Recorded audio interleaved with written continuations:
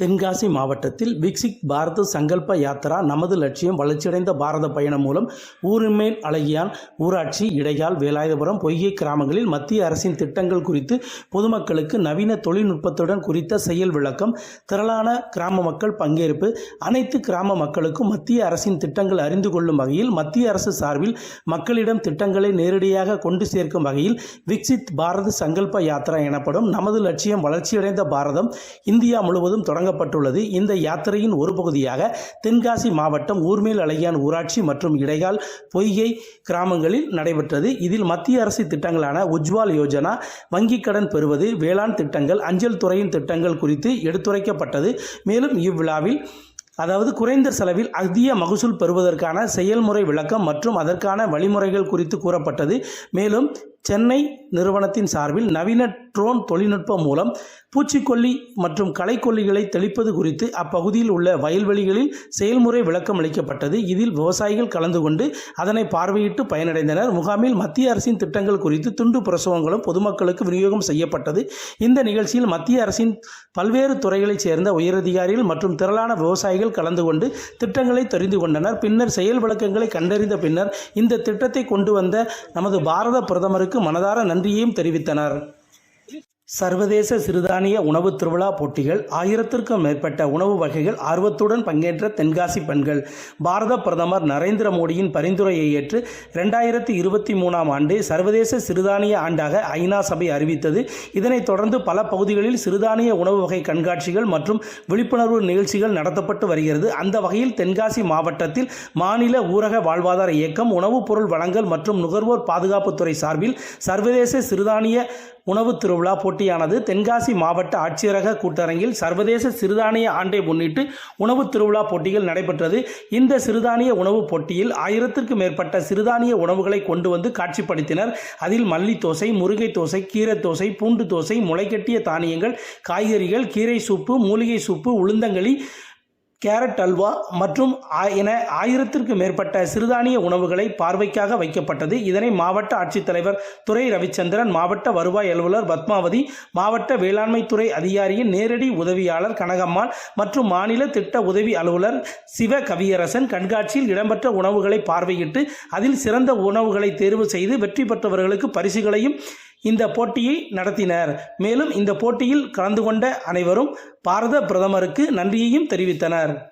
மேற்கு தொடர்ச்சி மலை அடிவாரத்தில் அமைந்துள்ள தமிழக கேரளா எல்லைப் பகுதியான தென்காசி மாவட்டம் புளியரையில் மரத்தின் மேல் புகுந்த 14 அடி நீள ராஜநாகத்தை தீயணைப்பு துறையினர் போராடி பிடித்து வனத்துறையிடம் ஒப்படைத்தனர். தமிழக கேரளா எல்லைப் பகுதியான தென்காசி மாவட்டம் மேற்கு தொடர்ச்சி மலைப்பகுதியில் யானை, சிறுத்தை புலி, கரடி, மான், காட்டுப்பன்றி மற்றும் அரிய வகை பாம்பினங்கள் உயிர் வாழ்ந்து வருகின்றன. உயிரினங்கள் அவ்வப்போது விளைநிலங்களுக்குள் புகுந்து சேதப்படுத்துவதும் அதை வனப்பகுதிகளுக்கும் விரட்டுவதும் வாடிக்கையாக உள்ளது. இந்த நிலையில் தமிழக கேரளா எல்லைப் பகுதியான புளியரை கேசவபுரம் பகுதியில் மாமரத்தில் பாம்பு ஒன்று தொங்கியுள்ளது. இதனை கண்ட அக்கம் பக்கத்தினர் உடனடியாக வனத்துறையினருக்கு, தீயணைப்பு துறையினருக்கும் தகவல் தெரிவித்தனர். இதனை அறிந்து சம்பவ இடத்திற்கு வந்த தென்காசி மற்றும் செங்கோட்டை தீயணைப்பு வீரர்கள் மரக்கிளையில் 14 அடி ராஜநாகத்தை இருந்ததை கண்டு அதிர்ச்சியடைந்து லாவகமாக பாம்பை பிடித்து வனத்துறையிடம் ஒப்படைத்தனர். இதனைத் தொடர்ந்து அப்பகுதி மக்கள் தீயணைப்பு துறையினருக்கும் வனத்துறையினருக்கும் பாராட்டுகளை தெரிவித்தனர்.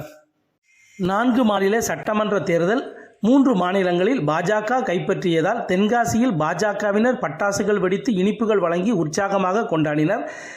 ராஜஸ்தான், சத்தீஸ்கர், மத்திய பிரதேசம், தெலுங்கானா ஆகிய 4 மாநிலங்களில் நடந்து முடிந்த சட்டமன்ற தேர்தலில் வாக்குப்பதிவு முடிந்து வாக்குகள் எண்ணப்பட்டது. இதில் ராஜஸ்தானில் உள்ள 199 இடங்களில் பாஜக 113 தொகுதிகளை கைப்பற்றி வென்றது. சத்தீஸ்கரில் 90 இடங்களில் பாஜக 51 இடங்களில் வெற்றி பெற்றது. மேலும் மத்திய பிரதேசத்தில் 230 தொகுதிகளிலும் பாஜக 157 தொகுதிகளில் வெற்றி பெற்று ஆட்சியை பிடித்தது. தெலுங்கானாவில் 119 தொகுதிகளில் காங்கிரஸ் 66 இடங்களில் வெற்றி பெற்று ஆட்சியை பிடித்தது. 4 மாநில தேர்தல்களில் 3 மாநிலங்களில் பாஜக கைப்பற்றியதால் நாடு முழுவதும் பாஜகவினர் உற்சாகமாக கொண்டாடினர்.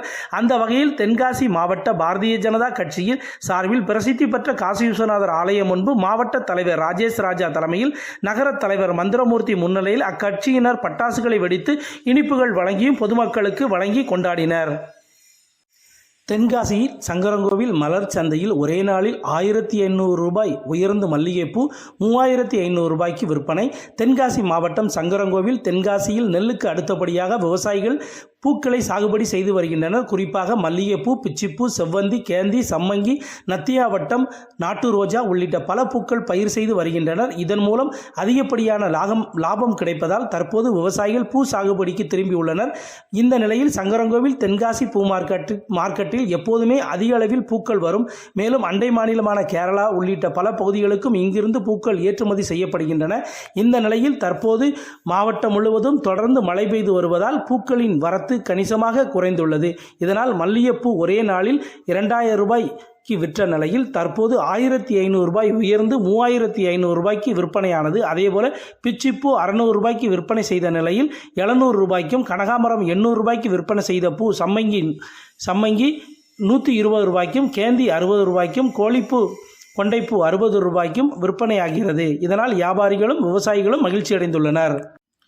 தென்காசி மாவட்டத்தில் கடந்த 2 நாட்களாக பெய்த கனமழையால் அதிக அளவில் பயிர் சேதம் மட்டுமே ஏற்பட்டுள்ளதாகவும், லட்சக்கணக்கான ஏக்கர் பயிர் சேதங்கள் அடைந்துள்ள நிலையில் உரிய நிவாரணம் வழங்க நடவடிக்கை எடுக்கப்படும்.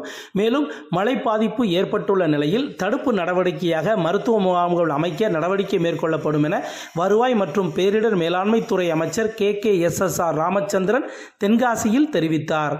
இந்த நிகழ்வில் மாவட்ட ஆட்சித்தலைவர் துரை ரவிச்சந்திரன் மற்றும் உள்ளிட்ட பல அதிகாரிகள் கலந்து கொண்டனர். சுதந்திர போராட்ட வீரர் வெண்ணி காலாடியின் 263வது நினைவு தினத்தை முன்னிட்டு அவரது திருவுருவ படத்திற்கு வருவாய் மற்றும் பேரிடர் மேலாண்மைத்துறை அமைச்சர் மாலை அணிவித்து மரியாதை. இந்திய சுதந்திர போராட்டத்தின் பூலித்தேவரின் போர்ப்படை தளபதியாக விளங்கியவர் வெண்ணி காலாடி. இவர் ஆங்கிலேய படைகளை புறமுதுகிட்டு ஓடச் செய்தவர்.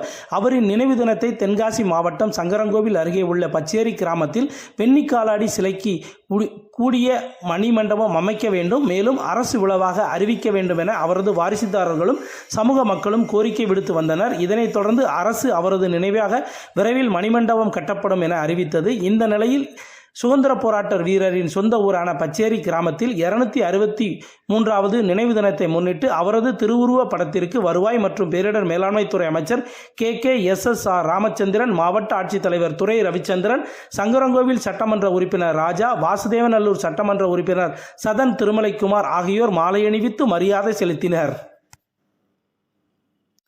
ஆகாஷ்வாணிகளின் மாவட்ட செய்திகளுக்காக தென்காசியிலிருந்து செந்தில்.